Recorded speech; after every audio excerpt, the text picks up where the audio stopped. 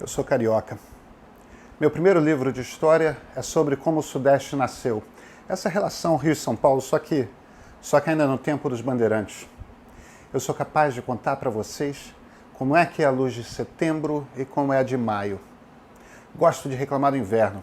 Só de carioca ranzinza mesmo. Eu reclamo de 18 graus, como nunca reclamei do frio com neve no exterior ou de ter de usar gorro nos meus tempos paulistanos. É parte da graça reclamar do frio, sabe? Tem poucos momentos no ano que eu espero tanto quanto aqueles primeiros dias de verão, aquele sol aberto, o céu muito azul, o calor ainda não está toda. Acontece lá por 10 de novembro, depois da chuva, porque no início de novembro, os finados, né? Sempre chove. Todo carioca sabe que é ali que chega o verão ainda antes da data oficial. Nesse dia, quando o tempo abre, porque ele sempre abre por essa época, faço questão de parar num botequim, qualquer bar, e pedir um chopp. O primeiro gole de chopp do verão é o mais gostoso do ano. Eu sou carioca a ponto de gostar do calor do verão. É só que quando você não está distraído pelo mau humor, ou preso num terno e gravata, o suor no corpo e a luz do sol faz um bem, para não falar daquele tom moreno que a pele da namorada ganha. Eu sinto que bateu o vento sudoeste pelo cheiro. E isso eu não falo para tirar onda não, tá? Porque todo carioca sente.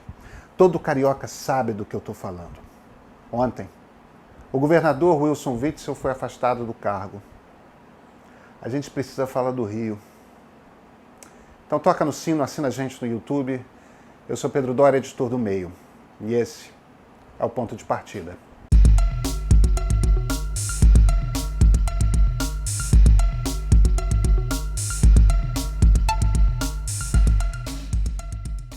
Que políticos o Rio deu para o Brasil nesses anos, hein? Sérgio Cabral, Antony Garotinho, Eduardo Cunha, Pezão, Wellington Moreira Franco, Wilson Witzel, Roberto Jefferson. E claro, Jair Bolsonaro. É duro, sabe? Dizem muito sobre a qualidade da política brasileira. É isso mesmo. Quando o Rio se torna só mais um produtor de fisiologismo, o Brasil afunda. Sabe, algumas cidades estão amarradas à ideia de Brasil.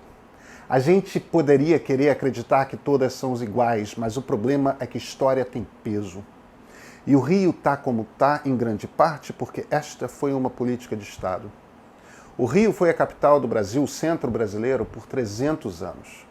Em verdade, mais do que isso, porque por 100 anos antes o Brasil tinha essência duas capitais. Salvador cuidava do norte e nordeste com as plantações de cana e o Rio cuidava do sul. A mudança é muito recente. Meu pai nasceu no Distrito Federal. Eu nasci no estado da Guanabara. Meus dois filhos no estado do Rio. E nascemos na mesma cidade. A mudança não é só recente, foi também repentina.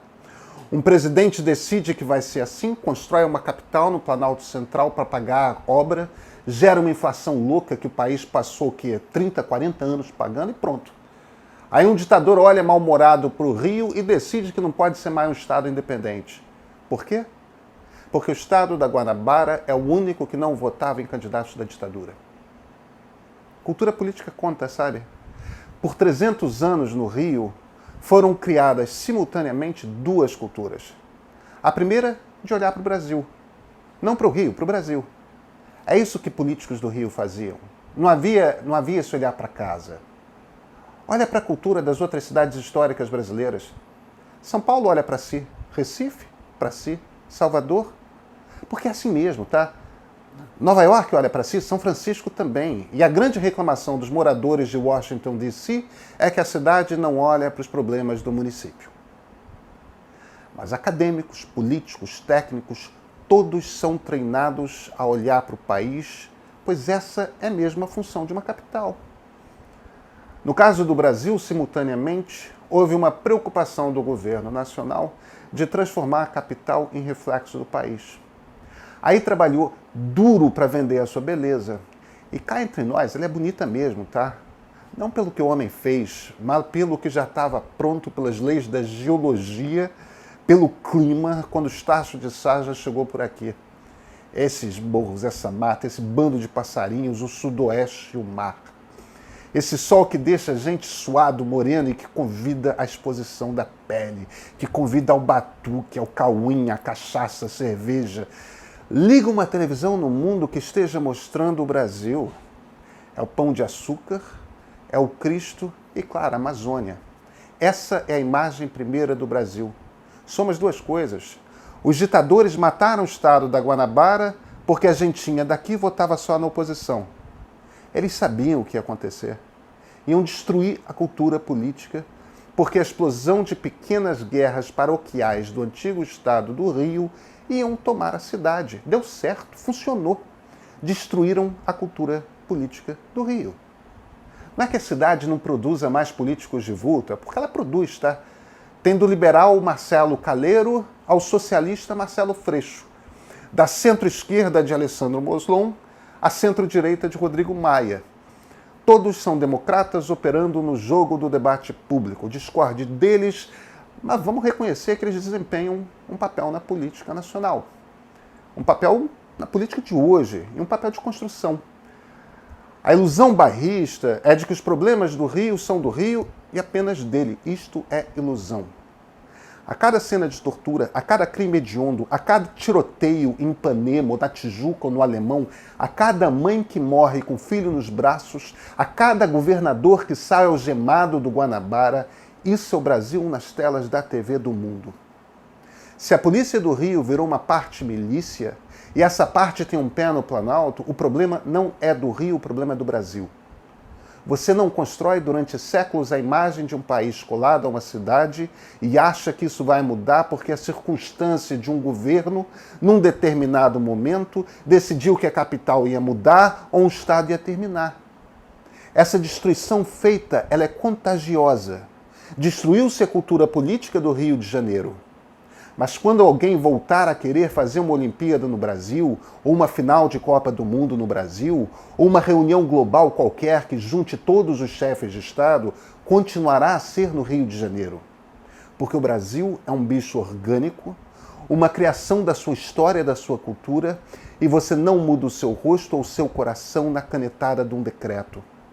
Enquanto o Rio for essa matança que ele se tornou, o Brasil será. Enquanto governadores forem algemados por corrupção espúria, o Brasil será isso. Resolver o Brasil inclui resolver o Rio. Essa não é uma questão de oligarquias regionais como noutros cantos, até porque o Rio não é oligárquico. O Rio é miliciano, ele virou miliciano. O Brasil tem de se repensar por completo. Achar que o Rio é um problema local como todos os outros, só mais um recanto de bandidos, é ilusão. Porque é sim um recanto de bandidos. Virou isso por decisão do governo federal. Quem paga a conta, porém, não somos só nós cariocas, é o Brasil todo, que abre mão de ter mais uma força positiva e bem governada de crescimento, mais uma fonte de bons quadros públicos e que, principalmente, abre mão do seu rosto para o exterior. Resolver o Brasil passa por resolver o Rio. Isso tudo posto, prestem atenção num detalhe dessa história, tá? Nos próximos meses, isso vai até 12 de julho de 2021, Jair Bolsonaro terá o poder de indicar 2 ministros do Supremo. Até lá, vai ter muita decisão judicial contra inimigos dele. Um único juiz pode decidir simplesmente afastar um governador, assim só ele, com a caneta dele? Não é que não seja merecido, mas vão ter mais decisões dessas. Tem um político desse novo Rio na presidência, sabe como é que é? E o problema não é só local.